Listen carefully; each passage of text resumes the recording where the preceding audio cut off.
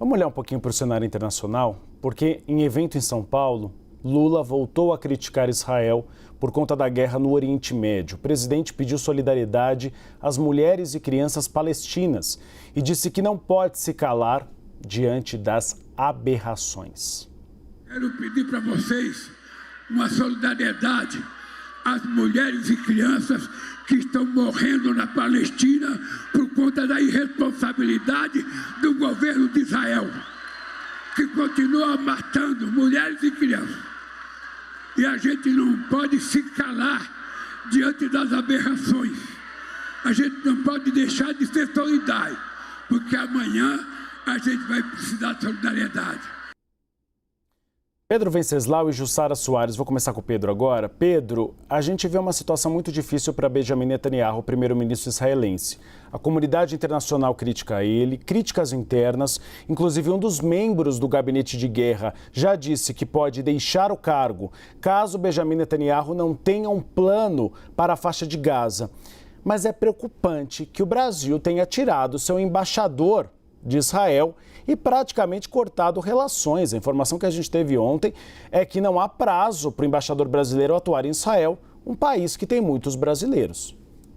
Olha, Gustavo, é preocupante, mas é justificável do ponto de vista diplomático pela maneira como foi tratado o embaixador, que foi praticamente humilhado pela diplomacia de Israel. Também a posição do governo brasileiro, do próprio presidente Lula, está em linha com a grande maioria da comunidade internacional. Porém, hoje, esse discurso do presidente Lula pode ser considerado fora do timing, porque ontem foi anunciado que morreu um brasileiro que era refém do Hamas. E hoje a comunidade, ontem quando aconteceu esse anúncio da morte do brasileiro, a comunidade israelense ficou em choque aqui no Brasil e, claro, cobrou do governo brasileiro que tivesse uma posição mais proativa na negociação com intermediários do Estado de Israel, e criticou, claro, o governo brasileiro. Essa fala, nesse momento, hoje, ela veio acirrar ainda mais os ânimos da comunidade de Israel com o presidente Lula. Eu conversei com o Marcos Knobel, que é o presidente da Federação Israelita de São Paulo, e ele disse o seguinte: o governo brasileiro, entre aspas, que se diz amigo do Irã, segundo ele, poderia ter uma ação mais efetiva na região.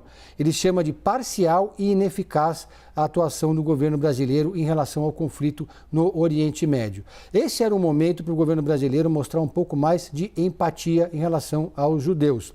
O Marcos Knobel também lembrou que quando Lula chegou nos refugiados de Gaza, chegaram ao Brasil, o presidente foi recebê-los na pista do aeroporto e disse a seguinte frase: "Não vou deixar nenhum brasileiro para trás". Acabou ficando o brasileiro Michel, que foi assassinado pelo Hamas. Ótima análise, Pedro Venceslau. Eu não tinha pensado por esse lado. Realmente, é fora completamente do timing, ainda mais em um momento que tem todo esse esforço para tirar estes reféns que ainda estão na faixa de Gaza, reféns do Hamas.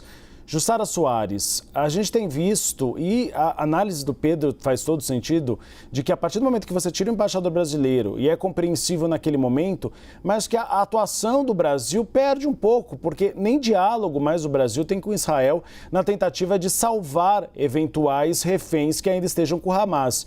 Prejudica muito o diálogo diplomático. E até o dia de amanhã, se Benjamin Netanyahu cai e precisa de uma solução, o governo israelense não vai procurar o Brasil para conversar.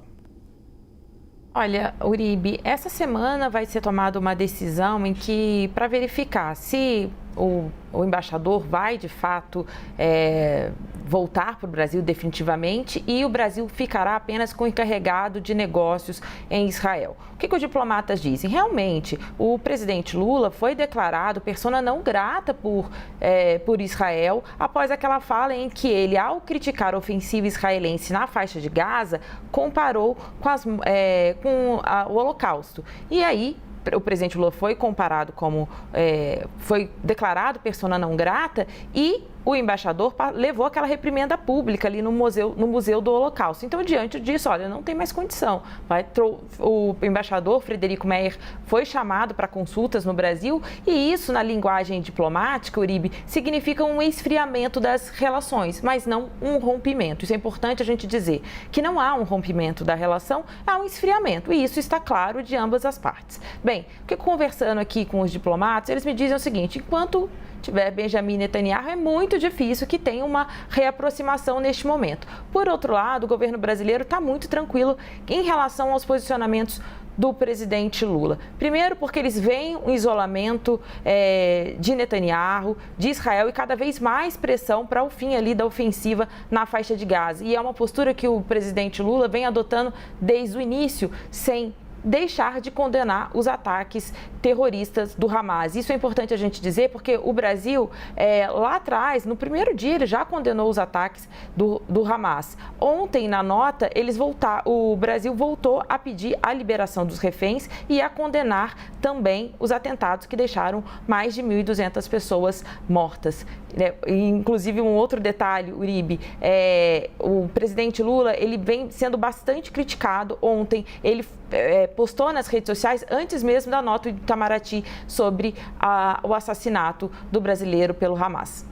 Interessante que até internamente Benjamin Netanyahu está se isolando, porque hoje você tem uma dicotomia muito grande entre o exército israelense e os judeus mais ortodoxos, porque o exército israelense está um pouco cansado de entrar na faixa de Gaza toda hora em operações e não ter uma luz no fim do túnel de quando isso vai acabar. Então é uma situação interna bastante também preocupante. Obrigado, nosso time de análise.